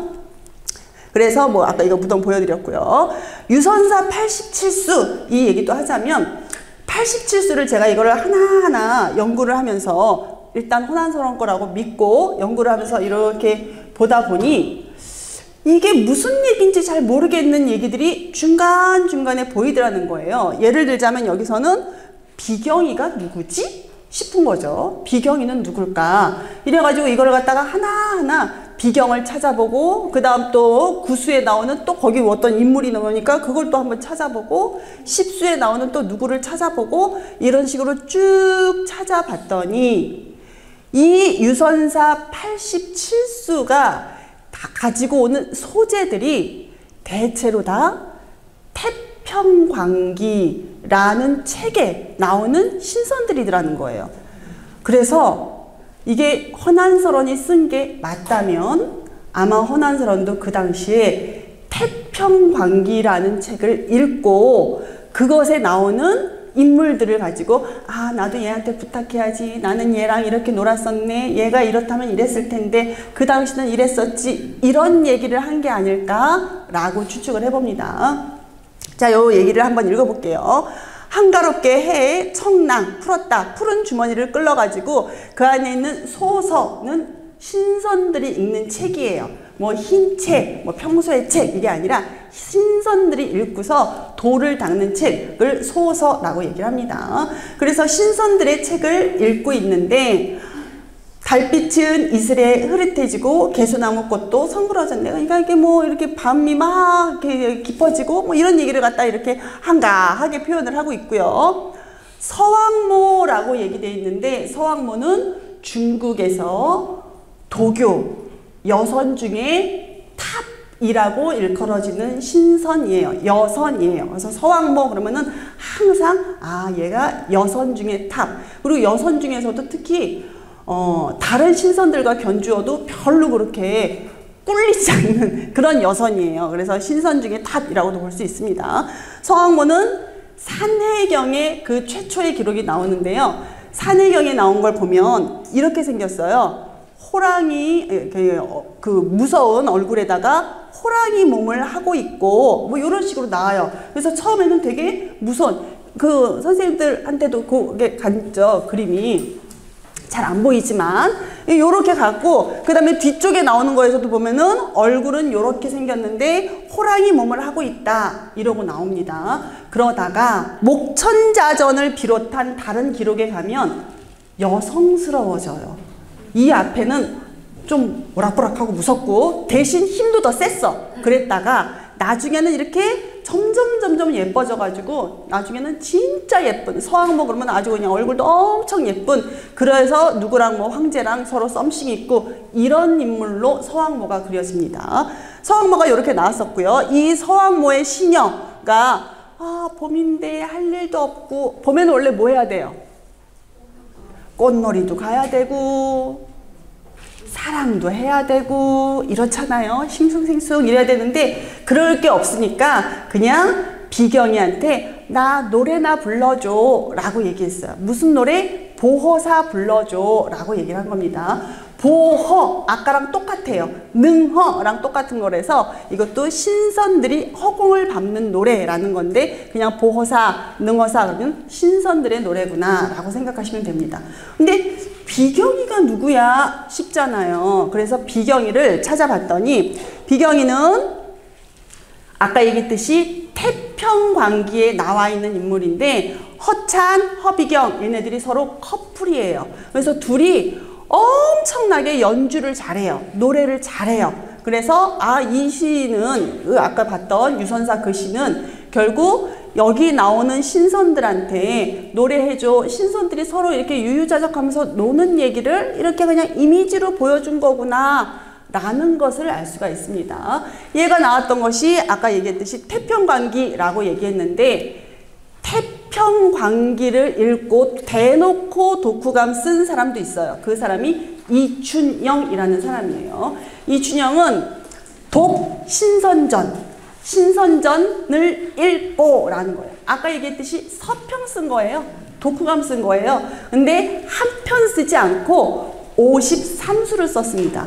독신선전 53수, 서평을 53편을 갖다가 이런 시 형식으로 칠원절구의 시 형식으로 쭉 썼는데 제가 이것도 연구를 하면서 신선전이 어떤 신선전일까를 이렇게 쭉 찾아봤더니 태평광기더라고요. 그리고 그 태평광기가 이춘영은 앞에 있는 순서대로, 물론 자기한테 더 이렇게 느낌이 오는 것들이 있었겠지.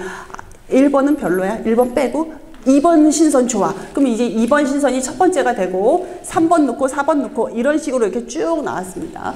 그 중에 제가 재미있는 신선 하나를 데리고 와봤어요. 독신선 중에. 예를 보면 옥조신초라고 얘기를 했죠. 옥조가 새로이 불렀어요. 누구를 불렀냐면 남채화. 여기서 남채화가 인명이에요. 요런 거 하나 있으니까 남채아가 도대체 어떤 인물이지? 해갖고 태평관계에서 제가 찾을 수 있었던 거죠. 거기서 보면 남채아의 취답가이라고 태평관계에 실려 있습니다. 그래서 남채아를 불렀는데 남채아가 온 곳이 구천궁궐이 우뚝 푸르게 있는 곳이고, 이 남채아는 뭐 하는 곳이냐, 뭐 하는 애냐면 신발 적삼을 갖다가 다 벗어서 어디다가 다 집어 던지고서는 야, 인간 세상 부질없다 이러면서 취해가지고 답가를 불러요. 그래서 커다란 박을 들고 다니는데 그 박을 두드리면서 부른다 해서 취답가라고 얘기를 합니다. 남채아가 어떻게 생겼냐면 이렇게 생겼어요. 남채화 이렇게 써있죠. 여자일까요? 남자일까요? 여자라고 생각하시는 분 손 들어주세요. 여자파. 머리가 까리하다 내리시고. 남자파. 옷을 저렇게 풀어헤친 걸 보니 여자일 리 없다. 남자파 하는데 여잔지 남잔지 까리해요. 그래서 지금도 잘 몰라요. 이거 여자라고 봐야 돼? 남자라고 해야 돼? 까리한 것이 이 남채아입니다. 이 남채아가 도대체 어떤 사람인데 이춘영이 태평관기의 요 얘기를 읽고서 감동받아서 요거를 서평의 하나로 남겼을까? 우리가 이 세상 모든 책을 서평하지는 않잖아요. 블로그에다 올리실 때도 감명 깊은 책, 예를 들자면 강민경이 쓴 책 뭐 이런 것들만 올리실 거잖아요. 그러니 이 남채아가 어떤 인물인지 저는 태평관기에서 찾아봤어야 했었습니다.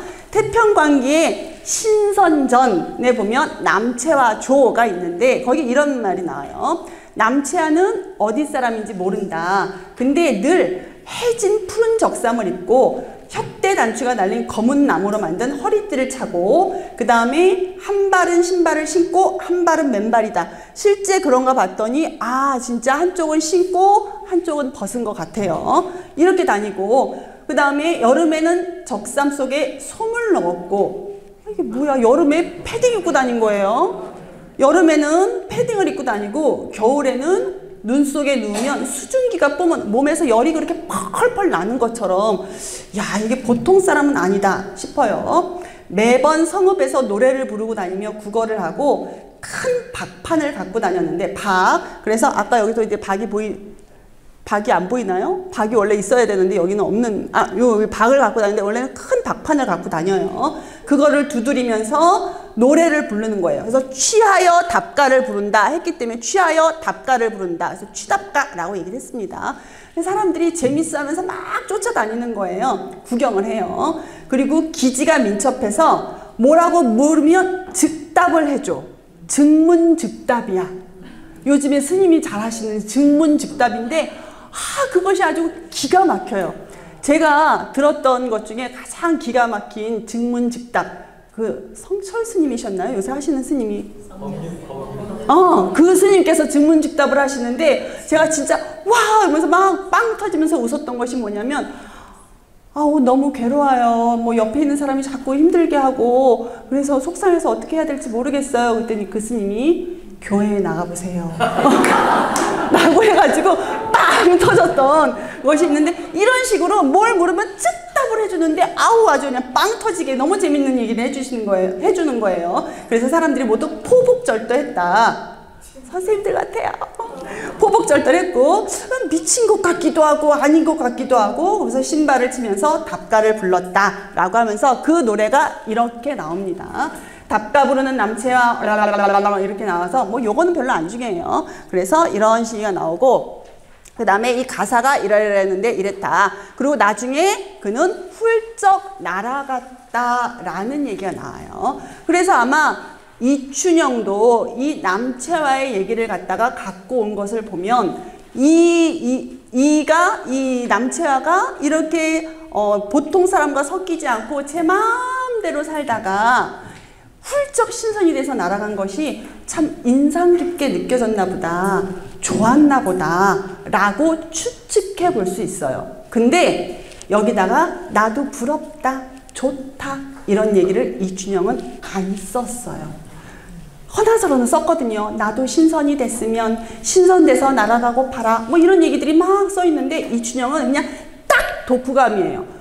우리로 치면 국어 선생님 계시다 그랬으니까 줄거리 요약만 해놓은 거예요. 그거는 잘 쓴 독후감입니까? 아니죠. 감상이 들어가야지 잘 쓴 독후감인데 줄거리 요약만 딱 해놓은 거예요. 왜 그랬냐면 그럴 수밖에 없었어요. 이춘영은 유학자였거든요. 유학자인데 나 신선전 읽고 되게 감명 깊었다? 이러면 안 되는 거예요. 요즘에 아주 쉽게 얘기하자면 목사님이 야, 나 불교 읽었더니 진짜 감명 깊더라. 이래가지고 막 거기다 서평 쓴 거랑 똑같은데 그럴 수 없으니까 그냥 줄거리 요약만 탁탁탁 했습니다. 당시 유학자들이 이런 유선문학을 꽤 썼어요. 왜냐하면 나도 유학자라서 이 세상에서 뜻을 좀 펼쳐보고 싶은데 마음대로 안 돼. 전쟁도 일어나. 당쟁 때문에도 안 돼. 이럴 바에는 그냥 훌훌 털어버리고 신선세계로 가고 싶다. 갈 순 없어. 왜냐면 이렇게 한 조각의 희망이 있기 때문에 이 땅에 발은 붙이고 있지만 그래도 가고 싶다. 더럽고 치사해서 아니야 그래도 사표는 못 내. 뭐 이런 마음으로 이렇게 조금씩 유선시를 썼습니다. 근데 허난설원은 대놓고 쓸 수 있었어요. 내가 어차피 벼슬 안 할 건데 뭐 이러고 이렇게 해서 대놓고 쓴 얘기입니다.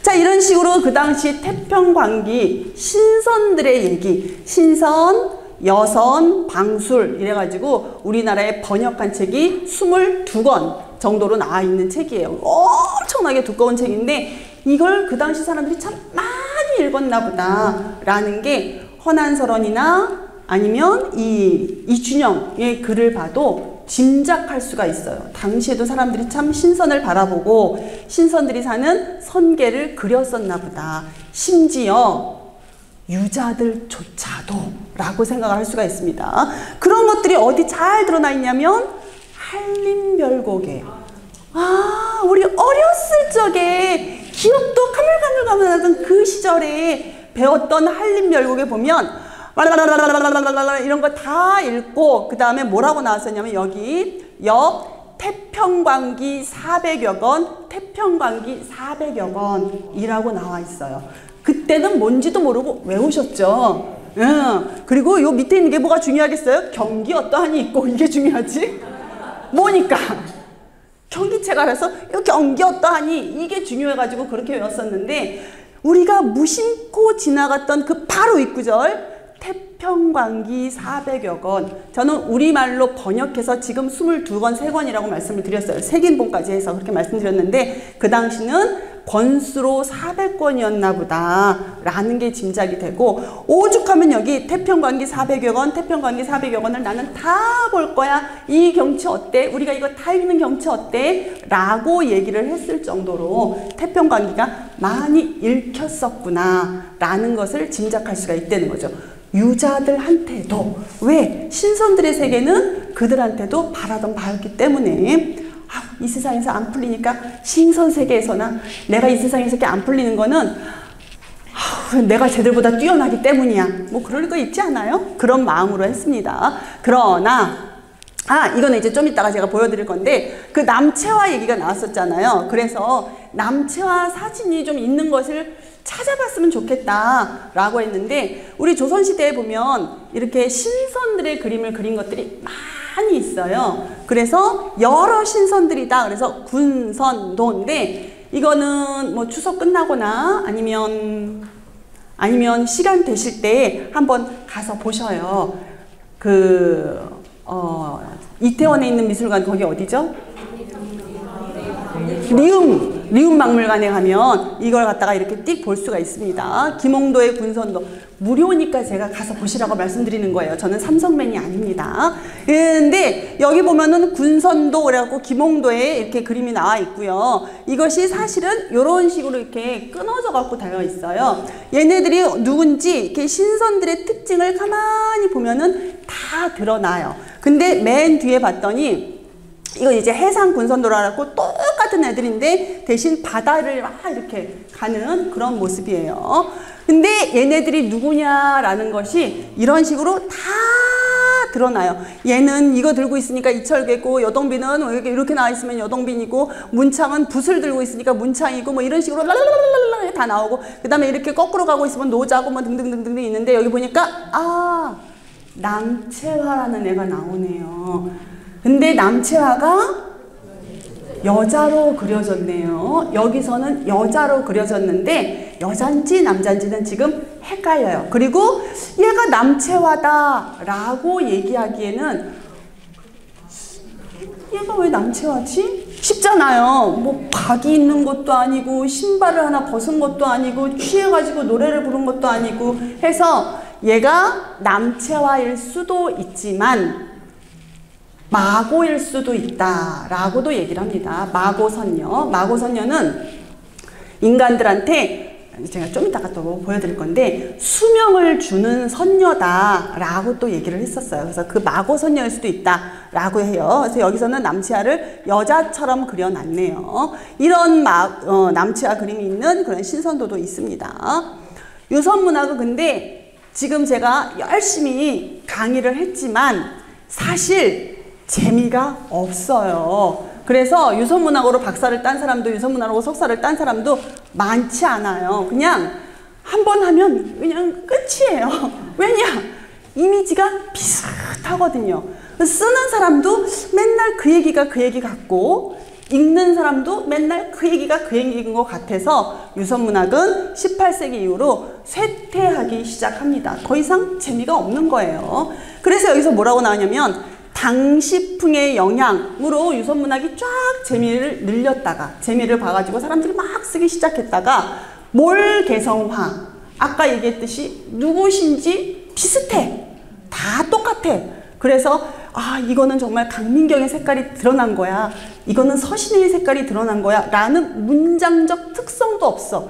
이미지도 똑같아. 맨날 파란 색깔 나오고 용 나오고 그다음에 날아다니고 신선들이 나를 거기서 맞이했네. 노래 불렀네. 똑같으니까 재미가 없어가지고 드라마도 그렇잖아요. 맨날 똑같은 얘기하면 또 그래도 재밌어. 드라마는 스토리가 있으니까. 근데 얘는 스토리도 아니고 이미지예요. 시다 보니까. 그래가지고 점점 유선문학을 짓지 않게 되고 그래도 조금씩 명맥은 이어져 와요. 그러다가 이미지는 이제 재미가 없어. 스토리가 있었으면 좋겠어 라고 해서 신선에 대한 설화적 관심이 생깁니다. 이 얘기는 사람들이 더 이상 책에서만 만나던 신선에 그치는 것이 아니고 실제 신선 본 사람이 있대. 어디 가면 신선의 흔적이 있대. 어디 가면 신선이랑 얘기도 할 수 있대 라는 설화적인 요소에 관심을 갖게 되는 거예요. 그래서 조선 후기로 내려오면서부터는 신선에 대한 설화적 관심으로 스토리가 있어야 재밌어져요. 신선 얘기가 이런 식으로 생겨요. 그전에는 유선문학 그래서 시가 이렇게 있었었는데 이제는 이미지가 아니었던 거죠. 한때 이거는 이제 광고랑도 연결이 되는데 한때 광고가 이미지 중심의 광고였던 시기가 있어요. 물론 그 전에는 아주 직설적인 광고였어요. 미원은 정말 맛있어! 이런 광고였었어요. 한때는. 그러다가 이미지 중심의 광고 시대가 되면은 뭘 광고하는지도 잘 모르겠어요. 그냥 막 이렇게 나와서 TTL 이러고 끝나. 그럼 저게 지금 토마토 막 던지고 이랬던 것 같은데 뭘 나타내는 거지? 잘 모르는 그런 이미지였다가 지금은 스토리가 있어야 되죠. 그래서 옛날에도 또 뮤직비디오도 그랬었는데 지금도 모든 뮤직비디오나 광고에다 스토리가 있어서 제가 이래갖고 사랑을 했는데 이렇게 헤어질 때도 뭐 이거는 중요하구나 뭐 이런 등등등의 스토리가 생긴 것처럼 이때도 유선문학이 시로서가 아니라 이야기로서 관심을 갖게 되면서 시는 이제 잘 안 짓게 되는 거예요. 이미지가 똑같으니까. 그리고 불만 때문에 유선시를 지었던 그 유학자들이 체제에 수렴됩니다. 등용이 돼요. 나 이제 불만 없어. 내가 뭐 잘 나가는데 뭐 이런 거잖아요. 그러니 내가 굳이 왜 나는 신선에 가서 놀아야지? 이런 얘기 내가 왜 해? 지금 나 잘 나가는데 이 세상이 쭉쭉 이어졌으면 하는 마음 때문에 이 유선시를 이제는 별로 안 짓게 되더라 라는 거죠. 그래서 이 이후에 오는 신선에 대한 설화적 관심은 또 어떤 게 있나 라는 얘기를 제가 몇 가지만 해드리려고 해요. 그러고 나서 이제 질문을 받고 끝낼까 하는데, 요 얘기는 제가 제일 재밌어하는 분야 중에 하나예요. 저는 고전문학을 공부를 하고 연구를 계속하면서 제가 가지고 있는 고민 중에 하나가, 옛날 거 이렇게 재밌어, 옛날 거 있었어, 옛날 거 훌륭해, 그래서? 라는 거에 대한 질문을 제가 스스로한테 계속 하고 있거든요. 그래, 연안 박지원 훌륭해, 그래서? 뭐 옛날에 이런 유선문학 있었어, 그래서에 대한 답을 제 스스로도 찾고 있고, 그것에 대한 해결책을 마련하려고 하고 있는데, 그런 재밌는 얘기들 중에 하나가 바로 문화 콘텐츠 쪽으로 제가 이제 관심을 갖고 있는 거고요. 우리나라에도 이렇게 재밌는 신선, 선계 이런 곳에 살았었던 것에 나오는 동물들이 우리나라에 많이 설화로 퍼져 있더라, 그리고 그것에서 만들어진 이야기가 많더라 하는 것들을 제가 흔적을 찾아보고 있습니다. 예를 들자면 이거는 이제 아까 얘기했던 산해경에 실려 있는 모습이에요. 우리가 보통 인어 그러면 다 뭐만 떠올리셔요? 안델센의 인어공주 떠올리잖아요. 그래서 덴마크의 코펜하겐에 가면 그 바닷가 앞에 써 있는 한 뭐 80cm 정도 되는 동상, 그거 보러 매 200만 명이 가는데, 이제는 그거 보러 안 온다 그래가지고 덴마크가 난리 났대요. 그거 보는 게 뭐 이런다 그러더라고요. 근데 다 인어하면 그 얘기를 하는데, 우리 동양에서도, 아니 전 세계에서도 이런 인어가 있었다. 그리고 중국의 그 인어가 능어 저인이라는 이름으로 이렇게 인어의 모습이 있었고, 여기에서 비롯해서 우리나라에도 이렇게 인어들이 많이 보입니다. 인어 어디서 보신 기억 있으신가요? 저는 인어 얘기를 막 수집해갖고, 아까 저기 우리 김동한 선생님이시죠? 네, 우리 동한 선생님한테 제 책을 그 얘기를 드렸었는데, 그 인어 동상, 저 여기서 본 것 같아요 하는 거 혹시 기억나시는 분? 우리나라 한강에 있다. 또 부산 어디서요? 동백섬에서, 또 속초에서 또 보셨었고, 또 춘천 의암에도 있으시고, 또 이 중에 반은 구라입니다. 뭐냐면 여러분은 선생님들께서 구라를 했다는 것이 아니고, 그 중에 반은 아무 상관도 없이 그냥 일단 인어동상 세워놓고 봐, 왜? 물이 있으니까 라는 거고, 반은 실제 그것에 관련된 설화가 있어요. 여기 이렇게 있어졌는데, 예를 들자면 얘는 여수에 있는 인어예요. 여수 인어는 신짓기라는 이름도 자기가 갖고 있어요. 그래서 여수에서 엑스포를 할 때는 이 거문도에 있는 신짓기를 가지고 그 빅그림 영화도 만들어, 프랑스 감독이 영화도 만들고 그랬고, 여수에서는, 거문도에서는 우리는 뭔가 새로운 여수만의 뭔가를 해야 되겠어 그러면 항상 신짓기를 데리고 나와요. 웹드라마라든가 웹툰이라든가 뮤지컬이라든가. 그러나 아직도 미흡해요. 아시는 분? 없잖아. 그래서 더 많이 펼쳐져야 된다라고 생각을 하고요. 그 다음에 이거는 인천에 있어요.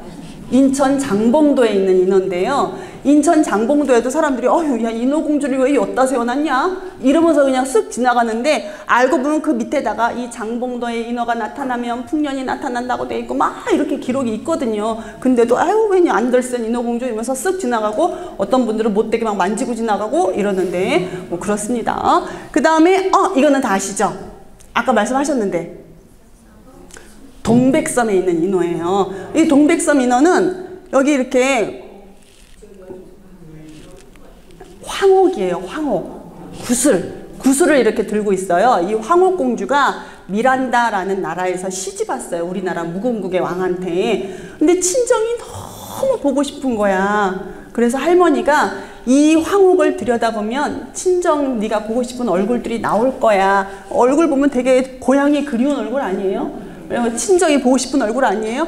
그래서 이렇게 탁 하고 있는데 동백섬에 있습니다. 여기 보면은 넘어가지 마시오라고 돼 있는데 막 넘어가요. 넘어가지 마시고 이렇게 멀리서 이 인어가 그런 인어구나 라고 보시면 될 것 같아요. 이런 인어의 이야기들을 다 모아가지고 아까 이렇게 책을 하나 만들었고, 이 외에도 전 세계의 인어 얘기가 많이 있습니다. 특히 우리나라의 인어는 굉장히 우호적인 인어 얘기들이 많아요. 원래 안델센 인어는 인간과 그렇게 좋은 관계를 가진 인어가 아니었었거든요. 그랬는데 안델센이 예쁘게 꾸며가지고 그렇게 난리가 났어요. 근데 우리나라는 애초에 좋은 관계를 가진 그런 인어들이 있습니다. 그 다음에 또 하나 소개를 해드리자면 아까 제가 살짝 얘기를 해드린다라고 말씀드렸던 마고예요. 마고. 마고는 원래는 이렇게 신선, 여선이었다라고 얘기를 합니다. 마고가 어떻게 표현이 되어 있냐면 손톱이 길다 라고 표현이 되어 있고요. 그 다음에 굉장히 힘이 세요. 그리고 어떤 마고는 인간들한테 복숭아를 나눠주면서 그것이 이제 수명을 준다라고 얘기를 해가지고 마고가 수명을 나눠준다라는 그림으로 복숭아랑 마고가 같이 그려져 있는 그림이 있는가 하면 또 다른 마고는 굉장히 힘이 세서 생각만 하는 것으로도 사람들을 갖다가 살리고 죽이고 할 수 있는 그런 무서운 여선이었었어요. 그래서 한 번은 이 손톱이 되게 기니까, 손톱이 긴 여선이니까 어느 날 이렇게 채경이라는 사람이 마고 손톱을 이렇게 보면서 손톱이 길면 뭘 하면 좋을까요? 아, 저 손톱으로 어느 분이 이렇게 말씀하신 거예요. 아우, 선생님 너무 그렇다. 맞아요. 그렇게 얘기를 했어요. 선생님 책 드릴게요. 네. 등이나 긁으면 좋겠다. 여선의 손톱을 가지고. 근데 이거를 속으로 생각했어요. 채경이. 입 밖으로 꺼내지도 않고. 그랬는데 이 마고가 너무 기분 나쁜 거예요. 아니, 감히 신선인 내 손톱으로 등글게나 할 생각을 해? 확 죽어버려라 라고 생각만 했더니 그 자리에서 채경이 눈에 피를 흘리면서 엎어져 죽었다 라는 기록이 나올 정도로 무시무시한 인물이었었는데, 우리나라로 넘어오면서 이것도 이제 학자들마다 다릅니다. 마고라고 한자는 똑같이 써요. 똑같이 쓰는데 우리나라에서는 이 땅을 만들었다, 이 세상을 만든 할미, 마고 할미라고 나와서 저는 동일인이다 라고 생각을 해요. 이 신선으로서의 마고가 우리나라에 오면서 유학자들한테는 이렇게 힘이 센 신선이었을 텐데 사람들한테 전파가 되면서부터는 힘이 세다라는 것이 결국 이 세상을 만든다 라고 표현되지 않았을까 라고 해요. 그래서 지리산 쪽에 이렇게 올라가 보면 우리나라에서 가장 예쁜 길 뭐 3군데 5군데 뽑아라 이러고 얘기하면 함양 쪽에서 지리산 올라갈 때 이렇게 올라가는, 걸어서 아니고 차 타고 이렇게 올라가는 그렇게 되게 예쁜 길이 있거든요. 근데 그 예쁜 길을 올라가다가 중간에 휴게소쯤 가보면 천왕봉 마고할미 이래가지고 이런 작은 동상이 있어요. 이게 천왕봉에 살던 마고할미다. 그래서 지금도 이 마고할미가 영험하다라고 생각해가지고 지리산에 때가 되면 기도하러 오시는 분들이 계세요. 예, 이랬고요. 이 마고할미는 근데 우리나라에 오면서는 뒤쪽으로 가면서는 많이 변해요. 처음에는 이렇게 여선, 신선부터 시작했다가 뒤로 가면서는 도교적인 것들, 신선적인 것들은 괴력난신이 되면서 마고가 아니라 마귀라고 얘기를 해요. 그래서 마고할미, 마귀할미 같이 얘기를 합니다. 그래서 강원도 쪽에 가면, 그 다음에 저기 어느 쪽에 가면 얘네들이 마귀할미로서 일본의 외적들한테 의병들을 팔아넘겼다. 이런 기록들이 나와요. 그 다음에 착한 효자들한테 맞아 죽었다. 이런 기록들이 이렇게 나옵니다. 근데 이 마고할미는, 천왕봉 마고할미는 반야의 부인이었어요. 근데 반야가 돌을 닦아야 된다 그래서 반야봉, 저쪽에 보이는 반야봉에 가서 돌을 닦고, 얘는 딸 8을 갖다 혼자서 막 키웠거든요. 근데 혼자서 막 이렇게 라이드도 하고 먹이고 막 이러면서 키웠는데 그때까지도 남편이 돌을 안 닦고 안 오는 거예요. 화딱지가 나잖아. 내가 혼자 다 했는데 남편은 돌 닦는다 그래놓고 닦았는지 안 닦았는지 소식도 없고, 그래고 가가지고 그 앞에서 옷을 갈기갈기 찢어가지고 다 사방으로 날리고서는 그냥 스스로 죽었다라고 그런 식으로 이게 좀 신이 축소된 그런 모습을 보이고 있습니다. 저는 함양의 이쪽에 아름다운 길로 올라갔다 그랬는데요. 함양의 저쪽 길로 올라가면 또 마고를 모신 곳이 있어요. 이거는 그때 대불사 뭐 이런 쪽인데 그쪽보다 조금 위로 올라가면은 이렇게 기도하는 곳이 있고 사람들이 여기서도 막 이렇게 기도를 하고 있더라고요. 8월 말쯤에 제가 가봤었는데 기도를 이렇게 하는 곳이 있고 여기 이렇게 보면은 뭔가 작은 것이 보여요. 작은 것이 보이고 얘를 갖다가 이렇게 살짝 확대를 해서 보면은 여기도 마고할미 상을 스님이 주셔가지고 이렇게 했다. 처음에는 목 부분은 못 찾았대요. 몸 부분만 찾아가지고 몸 부분만 이렇게 해놨는데 나중에 이렇게 그래서 색깔이 좀 다르죠. 마고할미를 갖다가 이렇게 목을 찾아가지고 이렇게 같이 해놨다. 그래서 조금 더 확대를 해보면 무서워 이렇습니다. 이런 모습으로 이렇게 여기서 보면은 제가 기도하시는 분들은 찍을 수가 없었는데 여기 이렇게 기도하시는 분들이 많이 있더라고요. 그리고 여기는 이제 기도하시는 분들이 비 안 맞게 이렇게 해놨는데 여기는 바깥에 있어요. 그래서 비가 오면 비를 맞고 눈이 오면 눈을 맞고 이렇게 해서 이렇게 영험한 마고할미의 모습을 지금도 이렇게 섬기시는 분들이 있더라. 마고할미도 이런 신선 세계에서 시작했다라는 얘기를 제가 하는 것으로 마칠까 합니다. 감사합니다.